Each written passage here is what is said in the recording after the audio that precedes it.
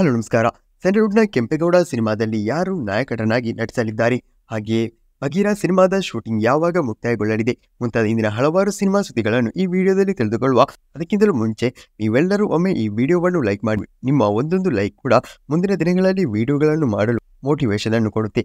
ಈ ವಿಡಿಯೋಗೆ ಒಂದು 200 ಲೈಕ್ಸ್ ಅನ್ನಾದರೂ ಎಕ್ಸ್ಪೆಕ್ಟ್ ಮಾಡ್ತಿದ್ದೀನಿ. ಹಾಗಾದ್ರೆ ಬನ್ನಿ ಇಂದಿನ ವಿಡಿಯೋವನ್ನು ಶುರು ಮಾಡುವ.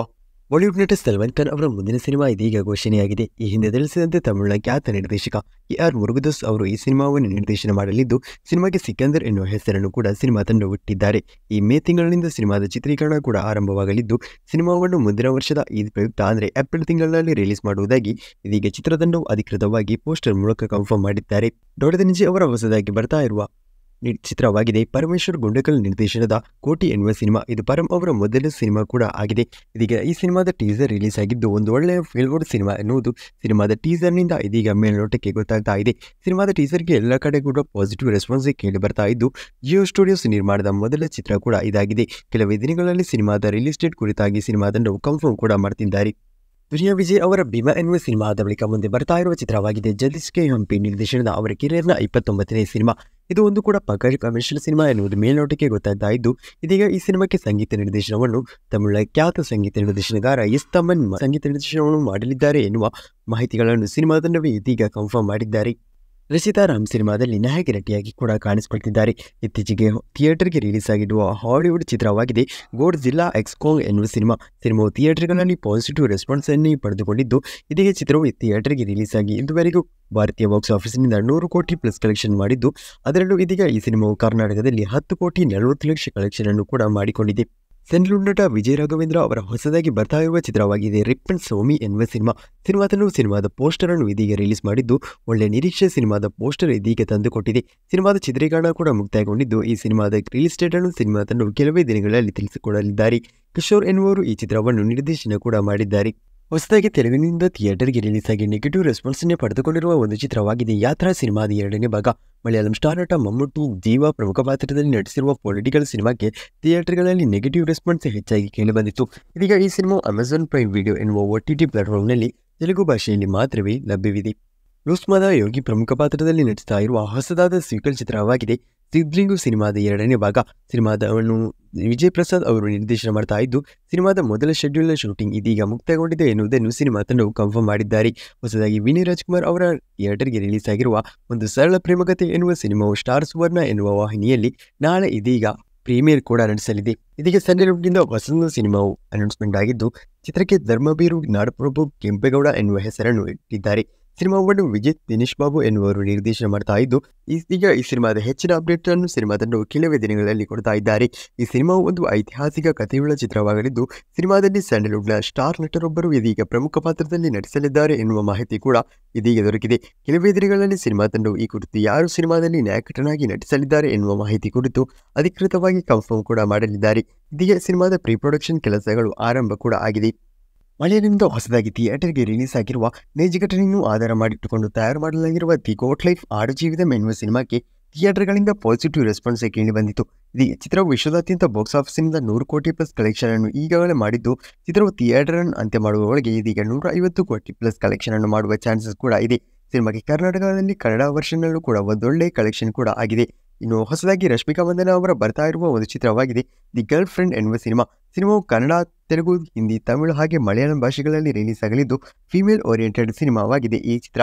ಇದೀಗ ಸಿನಿಮಾ ತಂಡ ಸಿನಿಮಾದ ಹೊಸದೊಂದು ಕ್ಯಾರೆಕ್ಟರ್ ಲುಕ್ ಪೋಸ್ಟರ್ಗಳನ್ನೆಲ್ಲವೂ ರಿಲೀಸ್ ಕೂಡ ಮಾಡಿದ್ದಾರೆ.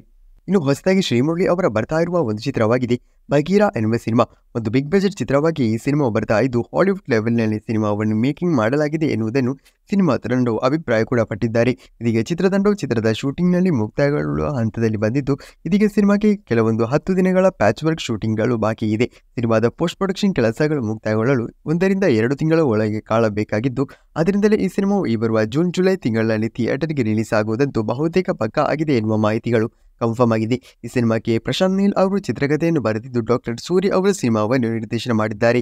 ಈಗಾಗಲೇ ಟೀಸರ್ನಿಂದ ಚಿತ್ರವು ದೊಡ್ಡ ಮಟ್ಟಿನ ಹೈಪನ್ನೇ ಕರ್ನಾಟಕದಾದ್ಯಂತ ಪಡೆದುಕೊಂಡಿದೆ. ಸಿನಿಮಾವು ಒಂದು ಪ್ಯಾನ್ ಇಂಡಿಯಾ ಸಿನಿಮಾವಾದ್ದರಿಂದ ಸಿನಿಮಾಕ್ಕೆ ಇನ್ನೂ ಕೂಡ ಒಂದು ದೊಡ್ಡ ಹೈಪೇ ಬೇಕಾಗಿ ಬರುತ್ತೆ.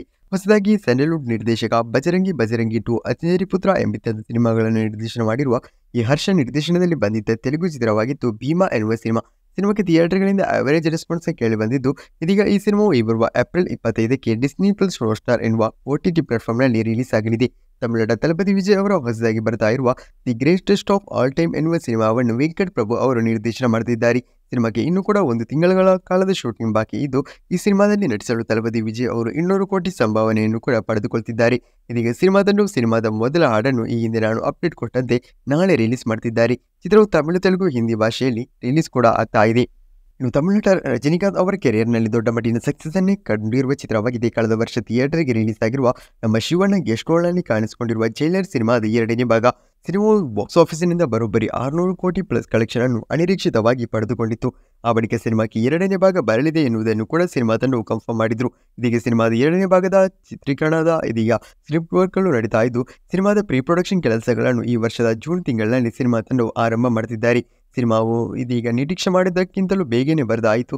ಸಿನಿಮಾದ ಚಿತ್ರೀಕರಣವನ್ನು ಸಿನಿಮಾ ತಂಡವು ಈ ಬರುವ 2024 ಅಂದರೆ ಈ ವರ್ಷದ ಕೊನೆಯಲ್ಲಿ ಅಥವಾ ಮುಂದಿನ ವರ್ಷದ ಜನವರಿ, ಫೆಬ್ರವರಿ ತಿಂಗಳಿನಲ್ಲಿ ಆರಂಭ ಮಾಡಲು ಪ್ಲಾನ್ ಅನ್ನು ಕೂಡ ಮಾಡಿಕೊಳ್ತಿದ್ದಾರೆ. ರಜನಿಕಾಂತ್ ಅವರ ಕೆರಿಯರ್ನ 171ನೇ ಸಿನಿಮಾ ಲೋಕೇಶ್ ಕನಕರಾಜನ್ ಅವರ ಸಿನಿಮಾ ಆದ ಬಳಿಕ ಈ ಚಿತ್ರದ ಶೂಟಿಂಗ್ ಆರಂಭವಾಗಲಿದೆ.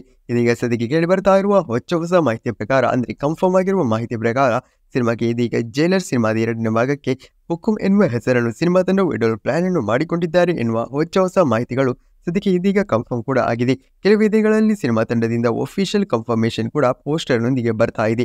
ರಜನಿಕಾಂತ್ ಅವರ ಲೋಕೇಶ್ ಕನಕರಾಜನ್ ಅವರೊಂದಿಗಿನ ಸಿನಿಮಾ ತಲೈವರ್ 171 ಎನ್ನುವ ಸಿನಿಮಾದ ಟೈಟಲ್ ಟೀಸರ್ ಈ ಬರುವ ಏಪ್ರಿಲ್ 22ಕ್ಕೆ ರಿಲೀಸ್ ಆಗಲಿದೆ. ಅನಿರುದ್ಧ್ ರವಿಚಂದರ್ ಅವರೇ ಈ 2 ಸಿನಿಮಾಕ್ಕೂ ಕೂಡ ಸಂಗೀತ ನಿರ್ದೇಶನವನ್ನು ಮಾಡುತ್ತಿದ್ದಾರೆ. ಅಜಯ್ ದೇವಗನ್ ಅವರ ಹೊಸದಾಗಿ ಥಿಯೇಟರ್ಗೆ ರಿಲೀಸ್ ಆಗಿರುವ ಮೈದಾನ್ ಎನ್ನುವ ಸಿನಿಮಾಕ್ಕೆ ಇದೀಗ ಥಿಯೇಟರ್ಗಳಿಂದ ಫುಲ್ ಪಾಸಿಟಿವ್ ರೆಸ್ಪಾನ್ಸ್ ಕೇಳಿ ಬರ್ತಾ ಇದೆ. ಚಿತ್ರವು ಇದೀಗ ಥಿಯೇಟರ್ಗಳಲ್ಲಿ ಒಂದೊಳ್ಳೆಯ ಕಲೆಕ್ಷನ್ ಮಾಡ್ತಾ ಇದ್ದು, ಮೊದಲ ದಿನಕ್ಕಿಂತ 2 ಪಟ್ಟು ಹೆಚ್ಚಾಗಿ ಸಿನಿಮಾವು 3ನೇ ದಿನ ಇದೀಗ 50 ಕಲೆಕ್ಷನ್ ಅನ್ನು ಕೂಡ ಮಾಡಿದೆ ಎನ್ನುವ ಮಾಹಿತಿಗಳು ಕೇಳಿ ಬರ್ತಾ ಇದೆ. ಒಂದು ಪಕ್ಕ ಮೋಟಿವೇಶನಲ್ ಸ್ಪೋರ್ಟ್ಸ್ ಡ್ರಾಮಾ ನೈಜಘಟನೆಯನ್ನು ಆಧಾರ ಮಾಡಿಟ್ಟುಕೊಂಡಿರುವ ತಯಾರು ಮಾಡಿರುವ ಸಿನಿಮಾ ಕೂಡ ಇದಾಗಿದೆ. ಗೋಲ್ಡನ್ ಸ್ಟಾರ್ ಗಣೇಶ್ ಅವರ ಮುಂದಿನದಾಗಿ ಥಿಯೇಟರ್ಗೆ ರಿಲೀಸ್ ಆಗಲಿರುವ ಚಿತ್ರವಾಗಿದೆ ಕೃಷ್ಣಂ ಪ್ರಣಯ ಸಖಿ ಎನ್ನುವ ಸಿನಿಮಾ. ಇದು ಕೂಡ ಒಂದು ರೊಮ್ಯಾಂಟಿಕಲ್ ಡ್ರಾಮಾ ಚಿತ್ರವಾಗಿದ್ದು, ಶ್ರೀನಿವಾಸ್ ರಾಜ್ವೆ ಎನ್ನುವರು ಈ ಸಿನಿಮಾವನ್ನು ನಿರ್ದೇಶನ ಮಾಡುತ್ತಿದ್ದಾರೆ. ಸಿನಿಮಾ ತಂಡವು ಸಿನಿಮಾದ ಹೊಸದೊಂದು ಪೋಸ್ಟರ್ಗಳನ್ನೆಲ್ಲ ರಿಲೀಸ್ ಮಾಡಿದ್ದಾರೆ. ಕೆಲವೇ ದಿನಗಳಲ್ಲಿ ಸಿನಿಮಾ ತಂಡವು ಸಿನಿಮಾದ ರಿಲೀಸ್ ಡೇಟ್ ಕುರಿತಾಗಿ ಕನ್ಫರ್ಮೇಷನ್ ಕೂಡ ಮಾಡ್ತಿದ್ದಾರೆ. ಮಲಯಾಳಂನಿಂದ ಹೊಸದಾಗಿ ರಿಲೀಸ್ ಆಗಿರುವ ಫಹದ್ ಫಾಸಿಲ್ ಅಭಿನಯದ ಆವೇಶಂ ಎನ್ನುವ ಸಿನಿಮಾಕ್ಕೆ ಥಿಯೇಟರ್ಗಳಿಂದ ಫುಲ್ ಪಾಸಿಟಿವ್ ರೆಸ್ಪಾನ್ಸ್ ಕೇಳಿ ಬಂದಿದ್ದು, ಚಿತ್ರವು ಥಿಯೇಟರ್ಗೆ ರಿಲೀಸ್ ಆದ ಮೊದಲ ದಿನ 10 ಕೋಟಿ ಪ್ಲಸ್ ಕಲೆಕ್ಷನ್ ಅನ್ನು ಮಾಡಿಕೊಂಡಿದೆ. ಅದು ಅಲ್ಲದೆ ಸಿನಿಮಾಕ್ಕೆ ಇದೀಗ 3 ದಿನ ಕಲೆಕ್ಷನ್ ಹಾಕಿ ಇದೀಗ 25 ಕೋಟಿಯ ಒಳಗೆ ಕಲೆಕ್ಷನ್ ಮಾಡಿದೆ ಎನ್ನುವ ಅಪ್ಡೇಟ್ಸ್ಗಳೆಲ್ಲವೂ ಕೇಳಿ ಬರ್ತಾ ಇದೆ. ಒಂದೊಳ್ಳೆ ಕಲೆಕ್ಷನ್ ಹತ್ರ ಚಿತ್ರವು ಸಾಗ್ತಾ ಇದೆ ಕೂಡ. ಹಾಗೆ ಮಲಯಾಳಂನಿಂದ ಈ ವಾರ ರಿಲೀಸ್ ಆಗಿರುವ ಮತ್ತೊಂದು ಚಿತ್ರವಾಗಿತ್ತು ವರ್ಷങ്ങൾക്ക് ಶೇಷಂ ಎನ್ನುವ ಹೊಸ ಸಿನಿಮಾ.